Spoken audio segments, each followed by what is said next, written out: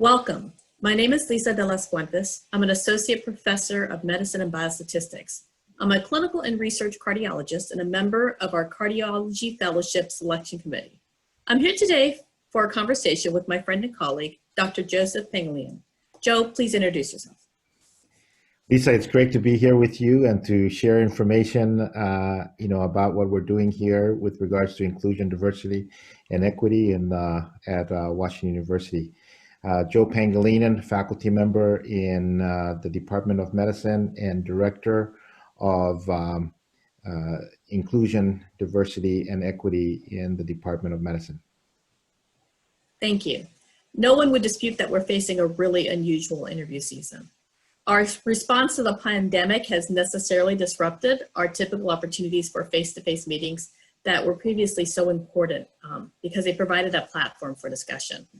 However, in addition to this pandemic, we're also facing yet another watershed moment in America's struggle for diversity, equity, inclusion, and justice. And we felt it was necessary to provide this opportunity to speak of Washington University's efforts to also respond to this other pandemic, the one of structural racism. Joe, to start with, would you like to tell us a little bit about the efforts by the Washington University, generally speaking, and more specifically, the Department of Medicine?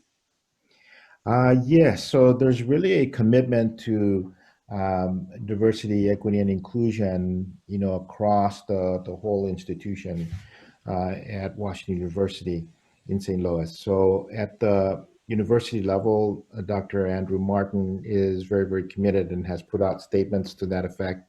At the school level, we have Dean Perlmutter, who has also put out statements and been very, very supportive and a sponsor of diversity, equity, and inclusion. At the School of Medicine level too, we have Associate Vice Chancellor and Associate Dean Cherie Wilson, and she's the senior most diversity, equity, and inclusion officer at the School of Medicine. And there are several different initiatives that's going on, and let me just highlight three of them. Right now, we're doing some listening. We've just completed some listening sessions on how racism harms. There were about 38 sessions across the school and in the Department of Medicine, and close to 400 people that participated. Dr. Wilson's office also sponsors the diversity, equity, and inclusion courses. There are 4 of those courses that our folks are required to take, and also workshops on inclusion excellence. And all of these, by the way, the Department of Medicine is involved with. So at the department level, we have Dr. Vicki Frazier, who is our sponsor and a true champion of diversity, equity, and inclusion. Among the many things that we do have 3 forums, and Lisa, if you can talk about one of them, but let me talk about the other 2. So there's the Forum for Women in Medicine, or what we like to refer to as FWIM, and that is a forum where we can have professional and development for our female trainees as well as junior faculty, and networking and mentoring happens there. Then we have OutMed. The OutMed Forum is our forum for those who identify as LGBTQ and or allies. And we do programming through that forum, as well as participate and engage locally. For example, we participate annually in the St. Louis Pride Festival. And then we have the Forum for Underrepresented in Medicine.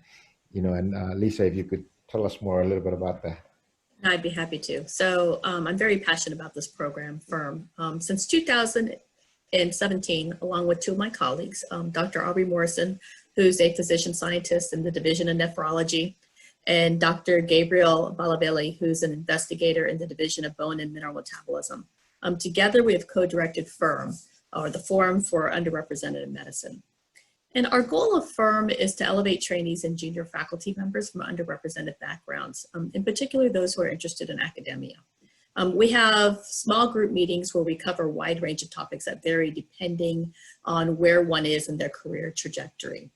Topics span the full spectrum from very beginning conversations about potential careers in academia to identifying mentors and small research project opportunities to reviewing entire career award grant applications and helping junior faculty members negotiate for their startup packages.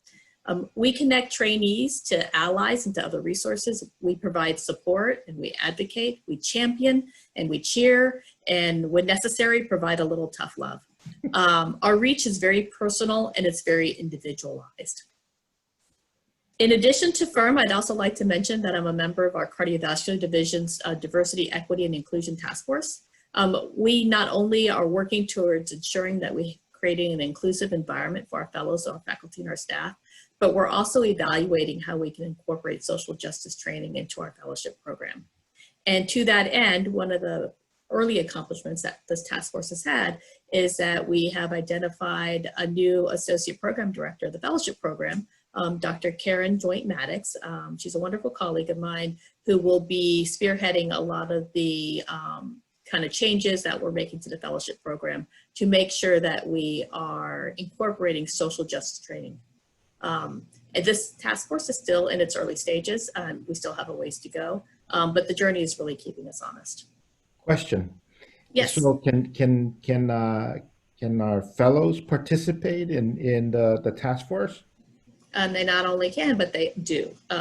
We have several fellows who are already very, very actively engaged in the task force and have become very important and strong voices in helping envision how our fellowship program and the division itself is going to continue to navigate these waters as we move forward. Perfect. I just also want to, let you know, Lisa, that the feedback that, I've gotten anyways on you and your co-director's work in the firm or the Forum for Underrepresented Medicine has been very positive, and they've said that you've been very helpful, and the support that they receive is wonderful. Well, thank you for that feedback. It warms my heart to hear that because it really is. It is one of those programs that I really feel very passionately about, and I receive so much in return for those that we are helping along their career trajectory. So, Joe, unless you have anything else to say, I think we'll go ahead and conclude this little session. While I hope that I'll have the opportunity to meet many of you virtually on your interview days, I know that I won't be able to meet with all of you. But Joe and I would be thrilled to schedule Zoom visits or to correspond by email if you have any other questions that you think we can help you with. Yes, we wish you well, and we hope to hear from you. Any questions, comments, please send them our way. If we don't have the answer for your questions, we will work really hard to find the right person to answer that. And so thank you very much. Stay well. Thank you.